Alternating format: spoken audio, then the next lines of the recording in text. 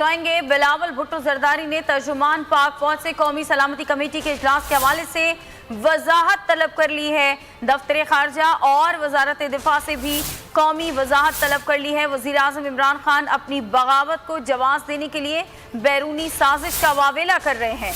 तर्जुमान पाक फौज वजाहत करेंगे कि क्या कौमी सलामती कमेटी इजलास में कौमी असम्बली के 197 अरकान को बैरूनी साजिश का हिस्सा करार देकर गद्दार करार दिया गया। ये बिलावल भुट्टो जरदारी ने सवाल उठाया है। बिलावल भुट्टो जरदारी ने तर्जुमान पाक फौज से कौमी सलामती कमेटी के इजलास के हवाले से वजाहत तलब कर ली है। उन्होंने ट्वीट किया है और अपने ट्वीट के जरिए ये वजाहत तलब की है। उन्होंने कहा है कि साबिक वज़ीर आज़म इमरान खान अपनी बगावत को जवाब देने के लिए बैरूनी साजिश का वावेला कर रहे हैं।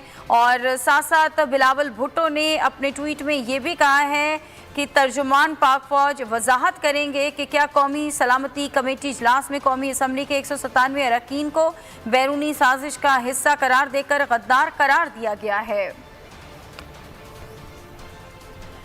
अहम खबर आप तक पहुंचा रहे हैं। ये अहम ट्वीट सामने आया। बिलावल भुट्टो जरदारी पाकिस्तान पीपल्स पार्टी के चेयरमैन हैं। उन्होंने ट्वीट के जरिए वजाहत तलब की है। तर्जुमान पाक फौज से कौमी सलामती कमेटी के इजलास के हवाले से वजाहत तलब की गई है और कहते हैं कि दफ्तर खारजा और वजारत दिफा से भी कौमी वजाहत तलब कर रहा हूँ। साबिक वज़ीर आज़म इमरान खान अपनी बगावत को जवाब देने के लिए बैरूनी साजिश का वावेला कर रहे हैं। उन्होंने ये सवाल उठाया है कि तर्जुमान पाक फौज ये वजाहत करें कि क्या कौमी सलामती कमेटी इजलास में कौमी असम्बली के 197 अरकान को बैरूनी साजिश का हिस्सा करार देकर गद्दार करार दिया गया है। साथ साथ उन्होंने ये भी सवाल उठाया कि दफ्तर खारजा या वजारत दिफा 7 से 27 मार्च के दरमियान बैरूनी साजिश के हवाले से सरकारी मरासलात को सामने ला सकते थे, लेकिन नहीं लाया गया।